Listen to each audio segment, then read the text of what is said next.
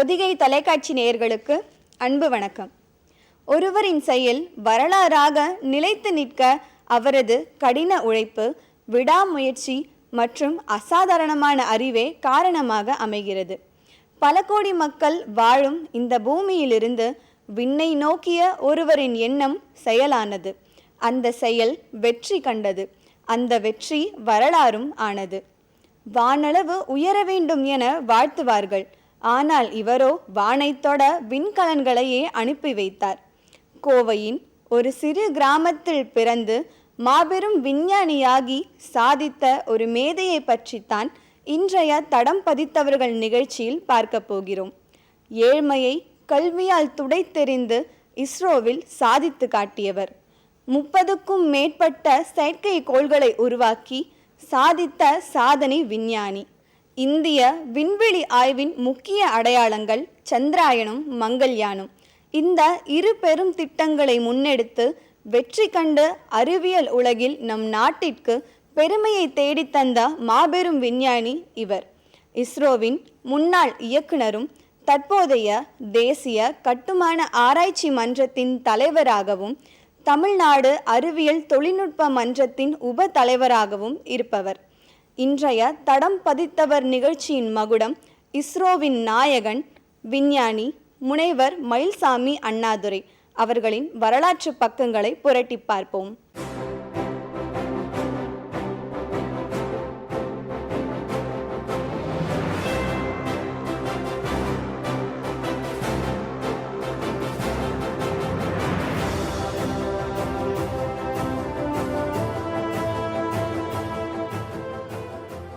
இந்தியாவின் அறிவியல் மேதைகள் என்றவுடன் Aryabhata, sir C V Raman, G D. Naidu, doctor A P J. Abdul Kalam என சிலர் நம் நினைவில் வருவதுண்டு. அந்த வரிசையில் மண் பார்த்து வளர்ந்த சிறிய கிராமத்திலிருந்து வந்த ஒரு மனிதர்தான் அறிவியல் உலகில் தடம் பதித்துள்ளார். கோவை மாநகரின் பொள்ளாச்சிக்கு அருகில் உள்ள கோதவாடி கிராமத்தில் 1958ஆம் ஆண்டு ஜூலை 2ஆம் தேதி பிறந்தார் மயில்சாமி அண்ணாதுரை. தமிழ் கூறு நல்லுலகில் விளங்கும் எத்தனையோ கிராமங்களைப் போல பசுமை எழில் கொஞ்சும் அழகான கிராமம்தான் கோதவாடியும். இவரது பெற்றோர் மயில்சாமி மற்றும் பால சரஸ்வதி அம்மையார் ஆவர். அண்ணாதுரையுடன் பிறந்தவர்கள் 4 பேர். அவருடைய தந்தை மயில்சாமி ஓர் ஆரம்ப பள்ளி ஆசிரியர். 1950களில் அவரது தந்தை மயில்சாமி ஆசிரியரின் மாத சம்பளம் 100 ரூபாய். 4 குழந்தைகளை காப்பாற்ற அவரது தந்தையார் ஆசிரியர் தொழிலோடு மாலை நேரங்களில் உபத்தொழிலாக தையல் தொழிலும் செய்து வந்தார். மயில்சாமி அண்ணாதுரை சிறுவயதிலேயே படிப்பு மீது மிகுந்த ஆர்வம் உடையவராக இருந்தார். கல்வி மீதான இவரது தீரா ஆர்வத்தை பற்றி சொல்ல வேண்டுமானால், பள்ளிக்கு செல்வதற்கு முன்பே 1ஆம் வகுப்பு பாடங்களை அண்ணாதுரை படித்து முடித்து விட்டாராம். தமிழகத்தில் முந்தைய காலங்களில் 5 வயதில் குழந்தைகளை அரசு பள்ளிகளில் சேர்க்க ஒரு நடைமுறை பின்பற்றப்பட்டு வந்தது. அதாவது, குழந்தைகள் வலது கையை எடுத்து தலையை சுற்றி இடது காதை பிடிக்க வேண்டும். அப்போதுதான் குழந்தைகளுக்கு 5 வயது என்று நம்பி பள்ளிகளில் சேர்க்கப்படுவார்கள். அப்போது அண்ணாதுரைக்கு 5 வயது பூர்த்தியாகவில்லை. ஆனால் மகனை பள்ளியில் சேர்த்துவிட வேண்டும் என்று மயில்சாமி விரும்பினார். இதனால் பள்ளியில் சேர்வதற்கு 15 நாட்கள் முன்பே தினமும் காலையில் எழுந்தவுடன் வலது கையை எடுத்து தலையை சுற்றி இடது காதை பிடிக்க பயிற்சி எடுப்பாராம் அண்ணாதுரை. எப்படியாவது பள்ளியில் சேர்ந்துவிட வேண்டும் என்பதற்காக பள்ளி சேர்க்கை அன்று வீட்டிலிருந்து பள்ளி வரை காதை பிடித்துக்கொண்டே சென்றாராம். மாணவ பருவத்தில் நகரப்பள்ளியில் படிக்க விரும்பிய அண்ணாதுரை வசதியின்மையால் கிராம பள்ளியில் சேர்க்கப்பட்டார். அந்த காலத்தில் பள்ளிக்கூடங்களுக்கென தனி கட்டிடங்கள் எதுவும் கிடையாது. அரசு பள்ளிகள் வராத காலம் அது. ஒரு விவசாயியுடைய மாட்டுக் கொட்டகையை பள்ளி சாலையாக ஒதுக்கி கொடுத்திருந்தார்கள். வகுப்புகள் தொடங்குவதற்கு முன் மாட்டுக் கொட்டகையை சுத்தம் செய்ய வேண்டும். மூக்கை துளைக்கும் மாட்டு சாணம். மாட்டுக் கொட்டகை வாசத்தில்தான் அண்ணாதுரையின் முதல் வகுப்பு கல்வி தொடங்கியது. 2ஆம் வகுப்பு வந்தபோது மாரியம்மன் கோவில் திண்ணையில் படித்தார். 3ஆம் வகுப்பு வந்தபோதுதான் பள்ளிக்கென தனி கட்டிடம் வந்தது. வகுப்பறையில் தனது கல்வி பயணத்தை துவங்கினார் அண்ணாதுரை. பலரும் சைக்கிளில் பள்ளிக்கு செல்வதைக் கண்டு சைக்கிளில் பள்ளி செல்ல விரும்பியவருக்கு கிடைத்ததோ நடைப்பயணம்.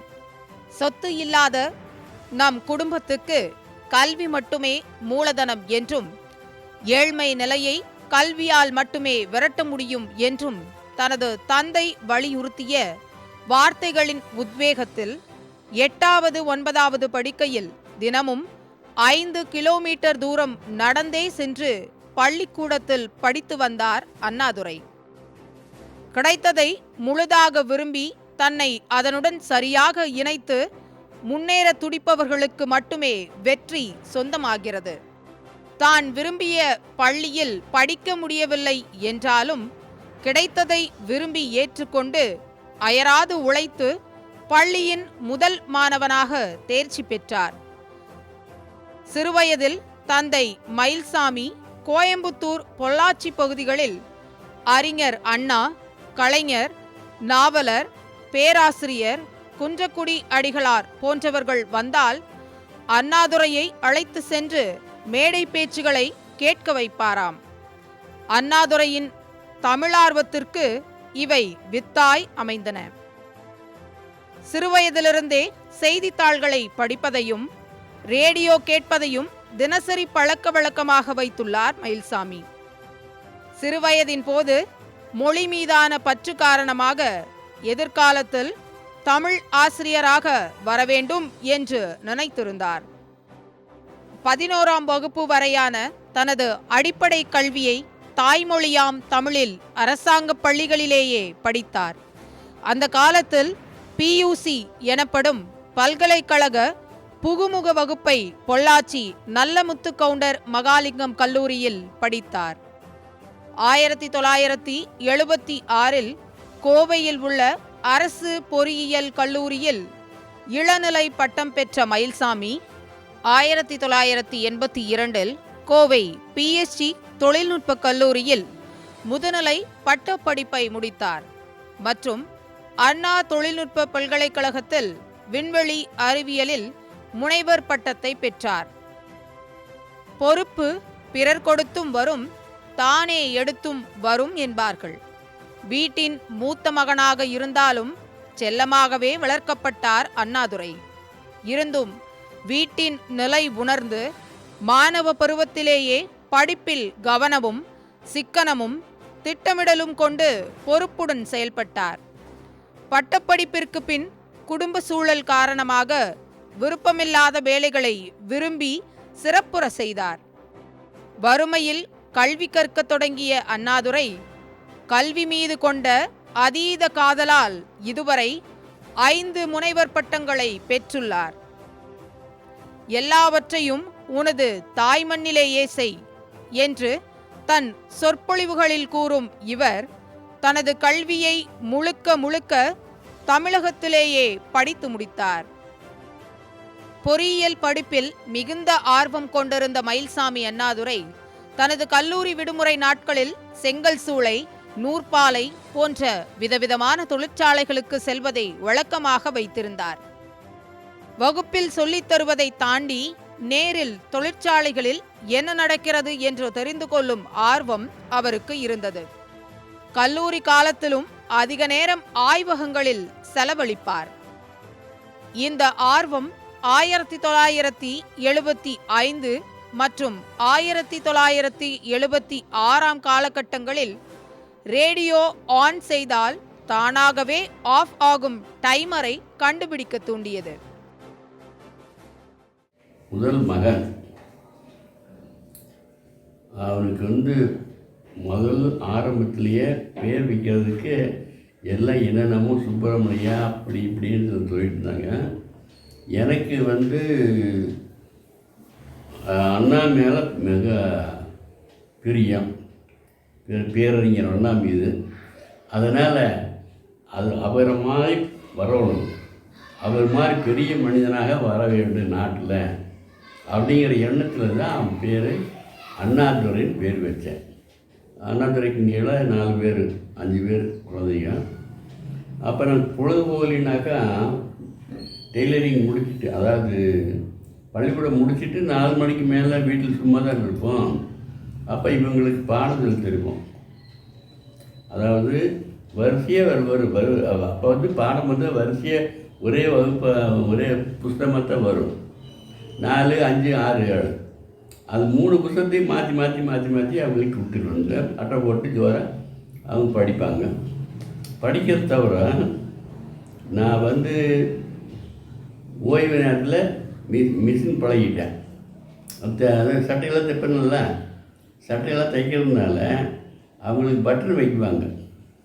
ஓய்வு நேரத்தில் நான் தைச்சு போடுறதில் இந்த ஜாக்கெட்டு கொஞ்சம் அதிகம் வேலை வாங்கும். ஊக்கு வைக்கிறது, பட்டன் வைக்கிறது, எம்மிங் பண்ணுறது, இந்த வேலையெல்லாம் இந்த 3 பேர் செய்வாங்க. 1982 பல முன்னணி தனியார் நிறுவனங்கள் மயில்சாமி அண்ணாதுரைக்கு பணி வழங்க தயாராக இருந்தது. ஆனால் அப்போதுதான் விண்வெளித்துறையில் இந்தியா கால் பதித்து 10 ஆண்டுகளுக்கு மேல் ஆகியிருந்தது. 1962 இந்திய தேசிய விண்வெளி ஆய்வுக்குழு உருவாக்கப்பட்டு பின்னர் 1969 ஆகஸ்ட் 15 கலைக்கப்பட்டது. அதே நாள் இந்திய விண்வெளி ஆய்வு மையம் உருவாக்கப்பட்டது. 1975 1982 காலகட்டத்தில் இந்தியா 8 செயற்கைக்கோள்கள் மட்டுமே ஏவி இருந்தது. அன்றைய காலகட்டத்தில் இந்தியாவுக்கென தனி விண் ஊர்தி கிடையாது. ஆரம்ப கட்டத்தில் செயற்கைக்கோள்கள் வெளிநாடுகளில் வடிவமைக்கப்பட்டு பின் அவை ராக்கெட்டை ஏவும் நாடுகளுக்கு அனுப்பி வைக்கப்படும். அந்நாடுகள் இந்திய செயற்கைக்கோளை விண்வெளியில் செலுத்தி புவிவட்ட பாதையில் நிலைநிறுத்தி விடுவார்கள். அதனைத் தொடர்ந்தே இந்திய விண்வெளி ஆய்வு மையம் செயற்கைக்கோளை கட்டுப்பாட்டில் எடுக்கும். இந்தியாவின் முதல் செயற்கைக்கோளான ஆரியபட்டாவை 1975 ரஷ்யா ஏவியது. இந்த காலகட்டத்தில் இந்தியா உலக நாடுகளோடு ஒப்பிடும்போது அரசியல் மற்றும் நிதி பற்றாக்குறை போன்ற பல்வேறு காரணிகளால் விண்வெளித்துறையில் சற்று பின்தங்கியே இருந்தது. ஆரம்பம் எப்போதும் சிறு துளியாகத்தானே இருக்கும். அதை பெருவெள்ளமாக மாற்ற ஒரு கருவியாக 1982 இந்தியாவின் விண்வெளி ஆய்வு மையத்தில் ஒரு அடிமட்ட அறிவியல் ஆய்வாளராக சேர்ந்தார் மயில்சாமி அண்ணாதுரை. மயில்சாமி அண்ணாதுரை அப்போது பெங்களூரில் பணியில் சேர்ந்த காலம். இஸ்ரோவுக்கென தனி சொந்த கட்டிடம் கூட இல்லை. பணியில் சேர்ந்து 2 மாதங்களான நிலையில் இஸ்ரோ தலைவரிடம் ஒரு பரிந்துரையை அளித்தார் அண்ணாதுரை. நம்முடைய செயற்கைக்கோள்களை வெளிநாடுகளே தயாரிக்கின்றன, அவர்களே விண்வெளிக்கு அனுப்பவும் செய்கிறார்கள். செயற்கைக்கோளை எப்படி இயக்க வேண்டும் என்பதையும் அவர்கள் கொடுக்கும் கையேடு கொண்டு இயக்குகிறோம். செயற்கைக்கோளை முதலில் வன்பொருளாக அல்லாமல் மென்பொருளில் செய்து பார்ப்போம் என்று பரிந்துரைத்தார். பரிந்துரையை படித்து பார்த்துவிட்டு இதை ஏன் நீயே செய்யக்கூடாது என்றார் இஸ்ரோ தலைவர். முதலில் அண்ணாதுரைக்கு அதிர்ச்சியாக இருந்தது. காரணம், பட்ஜெட் தொகை 8 லட்சம் ரூபாய். அப்போது அண்ணாதுரை வாங்கிக் கொண்டிருந்த சம்பளம் வெறும் 700 ரூபாய். தன்னை நம்பி இவ்வளவு பெரிய பொறுப்பை கொடுத்தார்கள் என்பதில் ஆச்சரியம் கலந்த மகிழ்ச்சியில் ஆழ்ந்தார் அண்ணாதுரை. இஸ்ரோ நாயகன் மயில்சாமி அண்ணாதுரையின் உறுதுணையோடு சர்வதேச அளவில் இந்தியா குறைந்த செலவில் செயற்கைக்கோள்களை ஏவியது. பிற நாடுகள் திட்டத்தின் தொடக்க நிலையில் ஒன்று, பரிசோதனை செய்ய ஒன்று மற்றும் இறுதியாக விண்ணில் செலுத்த ஒன்று என 3 செயற்கைக்கோள்களை செய்வார்கள். ஆனால் நாம் செயற்கைக்கோளை ஏவுவதற்கு முன் பலமுறை அதை சிமுலேட்டர்கள் மூலம் ஒன்றுக்கு 100 முறை பரிசோதித்து ஒரே ஒரு செயற்கைக்கோளை மட்டுமே தரமாக எவ்வித பிரச்சனைகளும் இன்றி மிகவும் கவனமாக செய்வோம். 1988ஆம் ஆண்டு இந்தியாவிலேயே தயாரிக்கப்பட்ட IRS-1A செயற்கைக்கோள் ரஷ்யாவிலிருந்து ஏவப்பட்டது. இதுதான் இந்தியாவின் முதல் தொலைநிலை உணர்திறன் செயற்கைக்கோள். இஸ்ரோவின் மொத்த ஊழியர்களும் அந்த ஒரு செயற்கைக்கோளுக்காக 4-5 வருடங்கள் கடுமையாக உழைத்தனர். இந்த திட்டத்தின் செயல்பாட்டு மேலாளராக மயில்சாமி அண்ணாதுரை இருந்தார். அப்போது நம்மிடம் சொந்த ராக்கெட்டுகள் கூட இல்லை. IRS-1A செயற்கைக்கோள் ரஷ்யாவிலிருந்து வெற்றிகரமாக ஏவப்பட்டு பூமியின் புவிவட்ட பாதையில் நிலைநிறுத்தப்பட்ட மகிழ்ச்சி குறைவதற்குள் அடுத்த திட்டம் தயாரானது. இந்தியாவிலேயே தயாரிக்கப்பட்ட முதல் தொலைத்தொடர்பு செயற்கைக்கோள் INSAT-2Aவுக்கும் மயில்சாமி அண்ணாதுரை செயல்பாட்டு மேலாளராக நியமிக்கப்பட்டார்.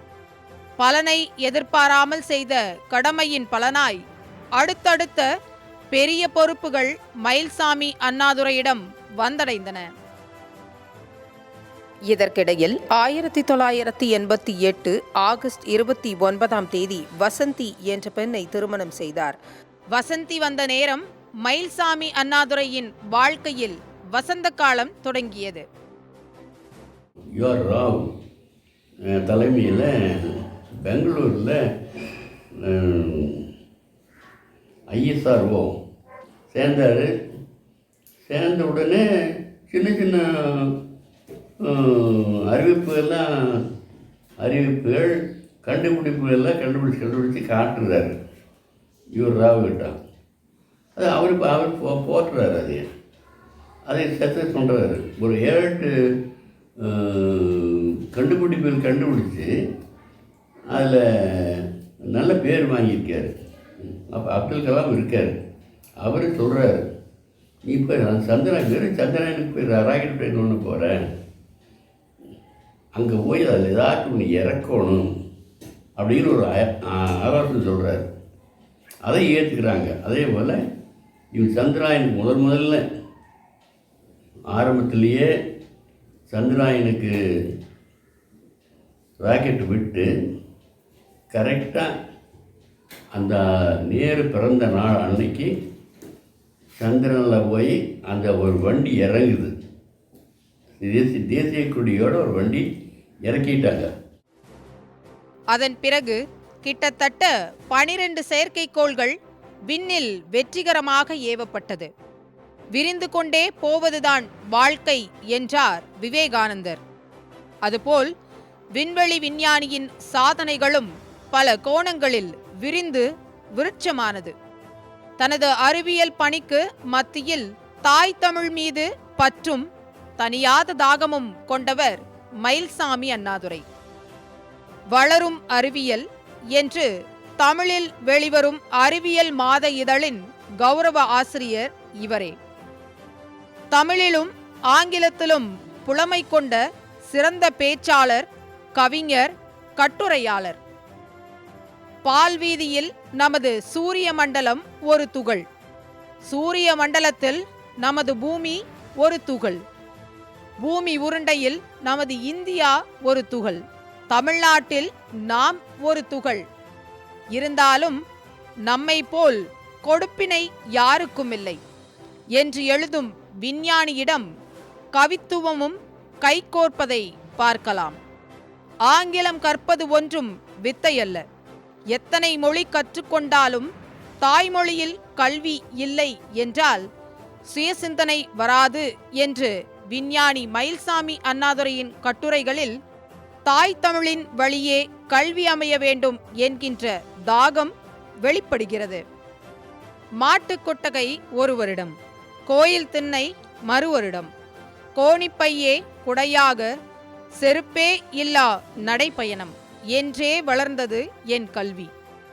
முழுதாய் கற்றது கோவையில்தான், எல்லாம் அரசு பள்ளியில்தான். இருந்தும் நிலவில் நீர் கண்டேன் எப்படி என்று பலர் கேட்டார்கள். தாய்மொழி கல்வியின் பலனென்று வாய்மொழி கொண்டு நான் உரைத்தேன் என்று தன் கவித்துவத்தோடு கலந்து தாய்மொழி கல்வியே சிறந்தது என்று உணர்த்துகிறார். விஞ்ஞானம் என்பது மனிதநேயத்தின் மற்றொரு பக்கம் என கூறும் அண்ணாதுரை மனிதநேயம் கொண்ட சிறந்த மனிதர். படிப்பு என்பது வாழ்வாதாரத்திற்கு என்று ஆகிவிட்ட சூழ்நிலையில் கல்வி அகக்கண்ணை திறக்கும் சாவியாக இருக்க வேண்டும் என்பதில் உறுதியாக உள்ளவர். எனவே தனக்கு நேரம் கிடைக்கும் போதெல்லாம் பள்ளி மற்றும் கல்லூரி மாணவர்களிடையே கல்வியின் உன்னதத்தையும் தனது எண்ணங்களையும் பகிர்வதை வழக்கமாக கொண்டிருக்கிறார். ஓய்வு நேரங்களில் முகநூலின் மூலம் இளைய சமுதாயத்திடம் தொடர்பு கொண்டு கணினி வாயிலாய் அறிவியல் பார்வை மற்றும் சமூகப் பணியுடன் தமிழார்வத்தையும் ஊக்குவித்து வருகிறார். தமிழ் ஆர்வம், அறிவியல் ஆர்வம், இளைய தலைமுறையை ஊக்குவிக்கும் பணி என தனது வாழ்க்கை பயணத்தை செம்மையாக செய்து கொண்டிருக்கிறார் அண்ணாதுரை. சாதாரண கிராமத்தில் பிறந்து இத்தனை பெரிய விண்வெளி விஞ்ஞானியாக புகழ்பெற மிக முக்கிய காரணமாக அமைந்தது எது? இந்த கேள்விக்கு பதில் ஒரு பெரிய கதை என்றுதான் சொல்ல வேண்டும். 20 வருடங்களுக்கு முன்பு உலக அளவில் விண்வெளித்துறையில் இந்தியா தனக்கென ஒரு தனித்துவமான இடத்தை பிடிக்காவிட்டாலும் பல முக்கிய சாதனைகளை செய்திருந்தது. இஸ்ரோவை அந்த நிலைக்கு உயர்த்த அதன் விஞ்ஞானிகள் கடுமையாக உழைத்திருந்தனர். ஆனால் அதே சமயம் இஸ்ரோவிலிருந்து பல விஞ்ஞானிகள் தனியார் நிறுவனங்களுக்கு இடம்பெயர்ந்து சென்று கொண்டிருந்தனர். ஐஐடி மற்றும் நாட்டின் முன்னணி பொறியியல் கல்லூரிகளில் படித்திருந்தவர்கள் கூட இஸ்ரோவில் இணைவதற்கு பெரிய அளவில் ஆர்வம் காட்டவில்லை. பெங்களூரில் முன்னணி தகவல் தொழில்நுட்ப நிறுவனங்கள் கால்பதிக்க துவங்கி போட்டி போட்டுக்கொண்டு பொறியியல் பட்டதாரிகளை தேர்வு செய்த காலம் அது. எதிர்காலத்தில் இஸ்ரோவில் செயற்கைக்கோள்களை செய்ய ஆள் பற்றாக்குறை ஏற்படும் அபாயம் இருந்தது. இந்த காரணங்களால் உலகமே திரும்பி பார்க்கும் வகையில் ஒரு திட்டத்தை செய்ய வேண்டிய கட்டாயம் இஸ்ரோவுக்கு ஏற்பட்டது. அப்போது மயில்சாமி அண்ணாதுரைக்கு உதயமான திட்டம்தான் சந்திராயன் 1. இந்த திட்டம் இஸ்ரோவின் புகழை உயர்த்தியது மட்டுமன்றி நிறைய மாணவர்கள் இஸ்ரோவை தங்கள் எதிர்காலமாக தேர்வு செய்ய வழிவகை செய்தது. இது மட்டுமின்றி எதிர்காலத்தில் விண்வெளித்துறையில் இனி வெளிநாடுகளை நம்பி இருக்க வேண்டிய தேவை இருக்காது என்பதற்காகவும் பிற நாடுகளின் செயற்கைக்கோள்களை வர்த்தக ரீதியில் இந்தியா சுமந்து செல்லும் அளவுக்கு வளரும் என்பதற்காகவும் இத்திட்டம் முக்கியமானதாக இஸ்ரோ நாயகனால் முன்னெடுக்கப்பட்டது. மயில்சாமி அண்ணாதுரையின் வாழ்க்கையில் மிகப்பெரிய திருப்புமுனையாக அமைந்தது சந்திராயன் 1. இந்த பயணத்தை பற்றி அடுத்த பகுதியில் பார்ப்போம்.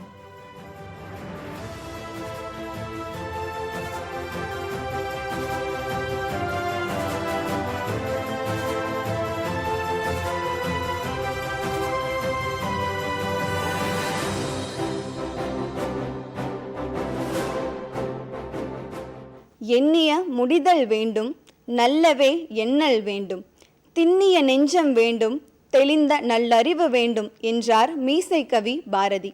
எண்ணமே விதை.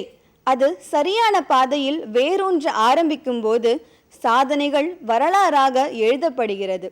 அப்படி எழுதப்பட்ட பல சாதனைகளுக்கு சொந்தக்காரர் விஞ்ஞானி முனைவர் மயில்சாமி அண்ணாதுரை அவர்களின் வரலாற்று பக்கங்களில் சிலவற்றை இன்று நாம் புரட்டி பார்த்தோம். மனிதர் என்ற நிலையில் இருந்து மக்களின் அன்பையும் மதிப்பையும் பெறுகின்றவர் மாமனிதர் ஆகிறார். விஞ்ஞான உலகிலும் பொது வாழ்விலும் சிறந்து விளங்கிய மாமனிதர் மயில்சாமி அண்ணாதுரை. சரியான நேரம், வேகம், திசை ஆகிய மூன்றும் விண்கலன்களை மட்டுமன்றி மனிதர்களின் வெற்றியையும் தீர்மானிக்கிறது என்ற வெற்றி வார்த்தைகளால் பல சாதனைகள் படைத்தவர் இவர். வார்த்தைகளின் வலிமை போல் எண்ணங்களின் எழுச்சி வளர்ச்சி பாதையில் மலர்ந்தால் அது ஒரு தனி நபரின் வெற்றி மட்டுமல்ல, ஒரு நாட்டின் வெற்றி என்றுதான் சொல்ல வேண்டும். நம் நாட்டிற்கு பெருமை சேர்க்கும் விதமாக சந்திராயனும் மங்கள்யானும் என நிலவு தொடங்கி செவ்வாய் வரை தனது தடத்தை பதித்தவர் மயில்சாமி அண்ணாதுரை. ஒரு சிறு கிராமத்தில் பிறந்து வான்புகழ் தொட்ட மயில்சாமி அண்ணாதுரையின் வெற்றி சின்னங்களான சந்திராயன் ஒன்றும் மங்கள்யானும் எப்படி வெற்றி வாகை சூடியது என்ற கேள்விக்கு பதிலும், தனது விண்வெளி சாதனையால் கொங்கு மண்ணிற்கும் தமிழகத்திற்கும் இந்திய நாட்டிற்கும் பெருமை சேர்த்த நிலவு தமிழனின் விண்வெளி சாதனைகள் குறித்த பக்கங்களையும் அடுத்த பகுதியில் புரட்டி பார்ப்போம். அதுவரை காத்திருப்போம். நன்றி, வணக்கம்.